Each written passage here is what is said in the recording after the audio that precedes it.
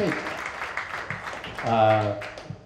Next, we have Kelly Benjamin, who has actually reported from the last 3 summits, United Nations climate change summits, and he's a journalist and a community activist. Kelly. Hello, thank you. I agree with everything that Robin just said, and I think it's incredibly important to begin to have this dialogue at this point. I've been involved in some of these issues for a long time, and it's interesting as we're in the middle of a campaign cycle here for the city elections. I've been trying to bring a lot of these issues up on the campaign trail, and it's very difficult. So part of this movement that I see happening here with this group and some of the other events that are very positive with the community gardens and the transition initiative that's taking place here is that we're beginning a dialogue on these crucial issues.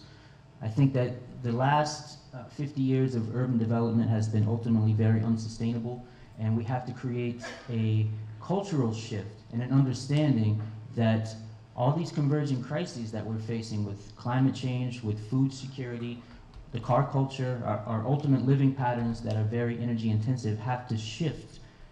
It's very difficult to bring that up. You know, as Councilwoman Mulher and I have been on the campaign trail, you know, I've been trying to insert some of these things into the dialogue here and there, and it's very difficult until I think it becomes completely inevitable that, you know, we're facing it, and it becomes more and more inconvenient for people not to face these issues.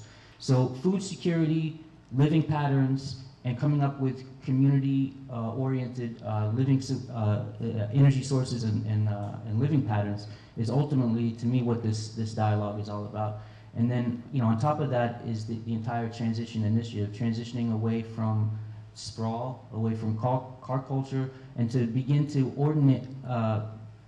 organize our living structure, our urban environment, our built environment, in a way that's going to be more sustainable. And ultimately, it's a quality of life issue as well. I think we had a lot of these ideas initially in city planning when communities were sprouting up, and somewhere along the line, we lost that. And I think it started to happen, you know, as the suburbanization perpetuated after in World War II, post-World War II cities like Tampa, which is, you know, dominated by strip malls and suburbs and, you know, traffic and gridlock on the highways here.